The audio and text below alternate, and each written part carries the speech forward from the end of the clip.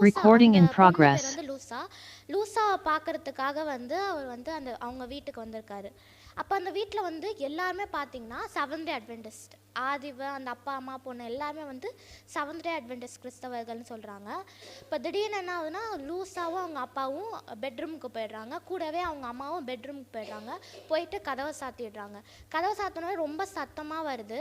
அப்போ வந்து இவருக்கு வந்து என்ன பண்ணுதுன்னா, அந்த ஸ்டார்டிங்கில் அந்த வீட்டில் இருக்கிற சூழ்நிலை எப்படி இருக்குன்னா ஒரு மாதிரி வித்தியாசமாக ஏதோ ஒரு சூழ்நிலையாக இருக்குது. அவர் அங்கே உள்ளே போகும்போதே அவர் என்னமோ வித்தியாசமாக ஃபீல் பண்ணுறாரு அந்த வீட்டுக்குள்ளே போகும்போதே.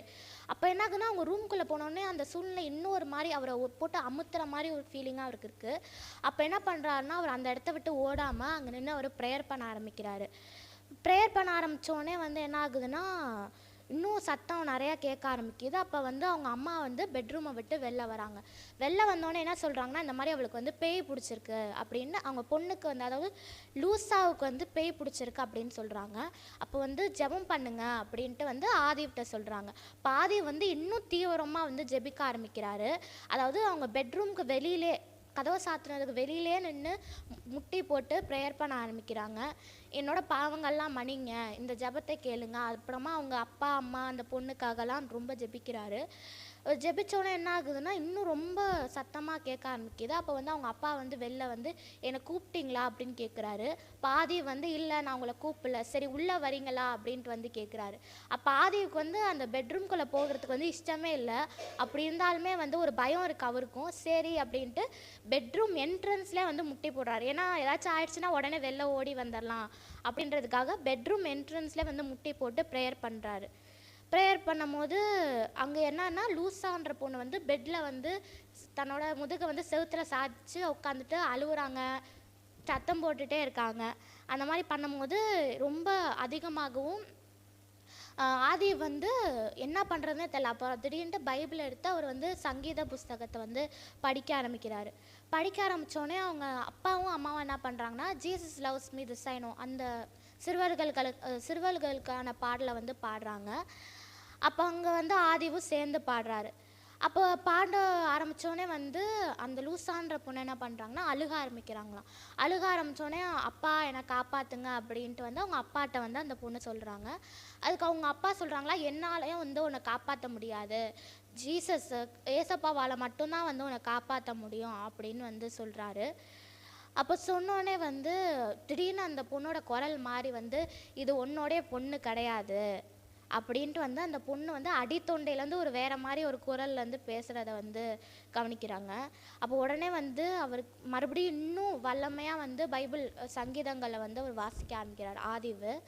அப்புறம் கொஞ்ச நேரம் கடந்த பிறகு அந்த பொண்ணு வந்து சத்தம் போடுறதை நிறுத்திட்டு அவரை வந்து பெட்ரூம் என்ட்ரன்ஸில் முட்டி போட்டு ப்ரேயர் பண்ண வாசிச்சுட்டு இருக்கும்போது அந்த பொண்ணுக்கிட்ட வந்து பைபிளை வந்து தட்டி விடுதான்.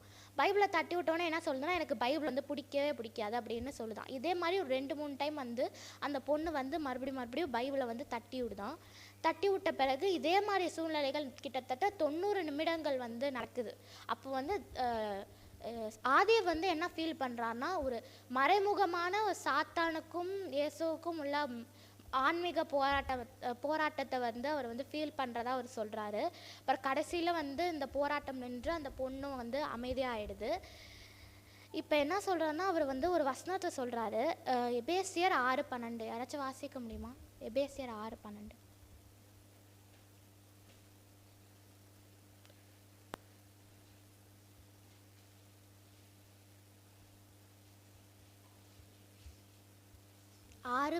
எபேசியர் 6:12.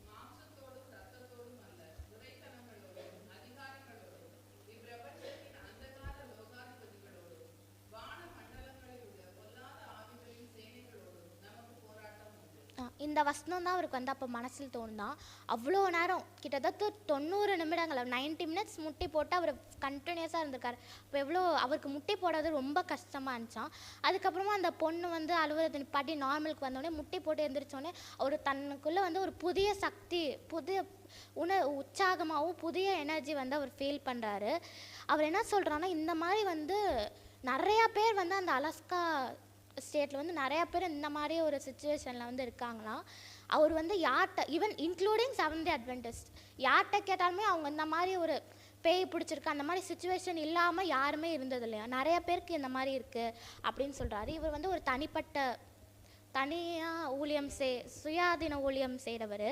அவர் என்ன சொல்கிறாருன்னா, அவர் ஆக்சுவலாக வந்து அலாஸ்காவை சேர்ந்தவர் கிடையாது, மிச்சிகன் அப்படின்ற இன்னொரு ஸ்டேட்டை சேர்ந்தவர்.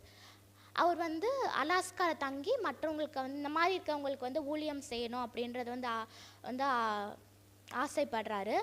இது வந்து இந்த வார ஊழியருக்கு காணிக்கை வந்து எங்கே போகுதுன்னா,